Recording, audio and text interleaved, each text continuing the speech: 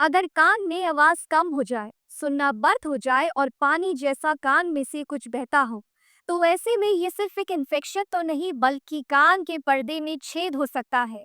तो कैसे पहचाने कि कान के पर्दे में छेद हो गया है या फिर नहीं? नमस्कार दोस्तों, मैं डॉक्टर आयुषी शर्मा BHMS आप सभी का अपने YouTube चैनल पर स्वागत करती हूँ। आज हम इसी विषय में बात करेंगे, आखिर कान के पर्दे में छेद क्यों होता है, किन किन कारणों की वजह से कान के पर्दे में छेद हो जाता है, क्या क्या लक्षण आपको देखने को मिल सकते हैं और कैसे आप बिना ऑपरेशन करवाए इस परेशानी से मुक्त हो सकते हैं होम्योपैथी के सहारे।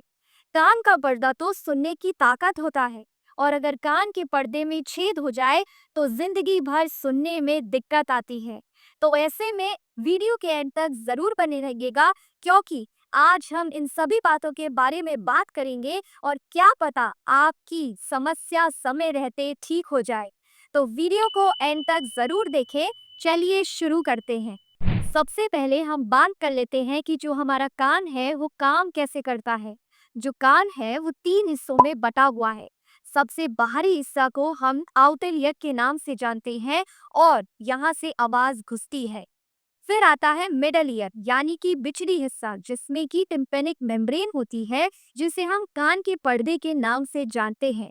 तीसरा आता है इनर ईयर यानी कि अंदर का हिस्सा, जहां पर जो कान है वो ब्रेन को सिग्नल्स पहुंचाता है। टिम्पेनिक मेम्ब्रेन यानी कि कान के पर्दे का बहुत इंपॉर्टेंट रोल है। ये पतला सा जरूर होता है, ये बहुत पतला और फ्लेक्सिबल होता है। ये साउंड ट्रांसमिशन के लिए बहुत ज्यादा हेल्पफुल है। ये एक्चुअल में क्या करता है, जो तरंगे होती हैं उनको ऑसिकल्स तक पहुंचाता है, लेकिन अगर इसमें छेद हो जाए तो पूरा साउंड ट्रांसमिशन हिल जाता है। क्या होता है कान के पर्दे में छेद? इसे हम इम्पेनिक परफोरेशन कहते हैं। यानी कि अगर चोट लग जाए या फिर किसी चीज का प्रेशर पड़ रहा हो कान पे या फिर कोई इन्फेक्शन हो जाए, तो उसकी वजह से कान के पर्दे में छेद हो सकता है। क्यों होता है आखिर कान के पर्दे में छेद? क्या कारण है जो आपके लिए जानना बहुत जरूरी है? बहुत से कारण, ओटाइटस मीडिया यानी कि इन्फेक्शन अगर कान में हो जाए तो ये बहुत मोस्ट कॉमनली कॉज है आपके कान में पर्दे में छेद होने का। दूसरा, अगर बात करें, अगर आप शार्प ऑब्जेक्ट अपने कान में साफ करने के लिए यूज करते हैं तो इसकी वजह से भी आपके कान के पर्दे में छेद हो सकता है। तभी बोलते हैं कोई भी नुकीली चीज कान में नहीं डालनी चाहिए। अगर आप स्विमिंग करते हैं या आपके बच्चे स्विमिंग करते हैं, स्कूबा डाइविंग करते हैं, तो ऐसे में कान में प्रोटेक्शन लेना बहुत जरूरी है, क्योंकि यह भी एक कारण हो सकता है कान के पर्दे में छेद होने का। साथ ही में अगर आप जोर से चिल्लाते हैं या फिर कोई ब्लास्ट हो गया है आपके आसपास, तो यह भी एक कारण हो सकता है जिसकी वजह से आपका कान का पर्दे में छेद हो सकता है या फिर हुआ हो। ज्यादा जोर से अगर आप अपनी नाक साफ करते हैं, बहुत फोर्सफुली करते हैं, तो ऐसे में यह भी एक कारण हो सकता है। तो ये कुछ कारण जो कि मोस्ट कॉमनली पाए जाते हैं, जिनकी वजह से कान के पर्दे में छेद अधिकतर मिलते हैं। तो ये कुछ कारण हैं जो आपके लिए जानना बहुत जरूरी थे।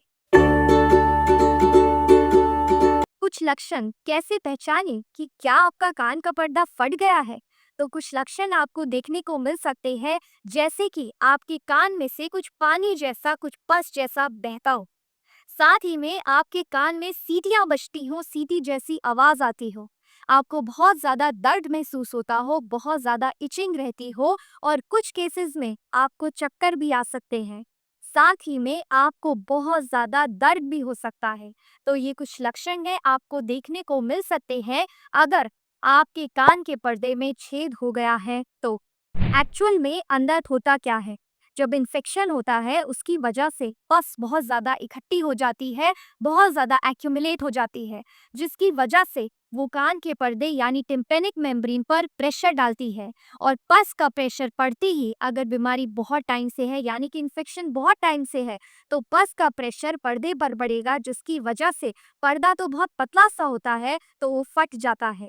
और फटने के बाद वहां पर hearing loss, permanent hearing loss भी हो सकता है, यानी कि आपको जिंदगी भर सुनना बंद हो सकता है। क्या होम्योपैथी इसमें कमाल कर सकती है? जी हाँ, बिल्कुल, होम्योपैथी इसमें अपना ज़बरदस्त इलाज कर सकती है। होम्योपैथी में कुछ मेडिसिन्स जो हम यूज़ में लेते हैं और आप भी यूज़ में ले सकते हैं। अगर आपके कान में इन्फेक्शन हो गया है और आपके कान का पर्दा बहुत पतला हो गया है, तो काली म्यूर मेडिसिन बहुत अच्छी है, आप ये ले सकते हैं। अगर आपके बच्चे के कान में बहुत ज़्यादा पेट रहता है, इन्फेक्शन रहता है, तो कैमोमिला 200 बहुत अच्छी मेडिसिन है, आप ले सकते हैं।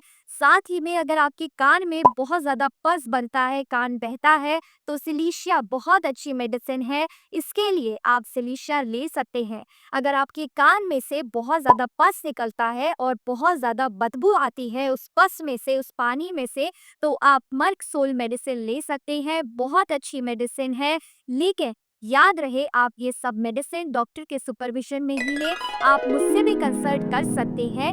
आप अपनी प्रॉब्लम को कमेंट बॉक्स में लिखिए और अपनी समस्या से समय रहते छुटकारा पा सकते हैं। आप परहेज और कुछ लाइफस्टाइल चेंजेस कर सकते हैं, जैसे कि आप अपनी डाइट में आंवला, हल्दी और नीम शामिल कर सकते हैं। आप सेक कर सकते हैं गर्म पानी से, लेकिन पानी को बिना कान में डालें। आप डेयरी प्रोडक्ट्स को दूर करिए। अगर आपका कान बहता हो, आपके कान से पस निकलता हो, साथ ही में आपको स्मोकिंग से दूरी बनाए रखनी है, क्योंकि ये आपके कान की हेल्थ को खराब करती है।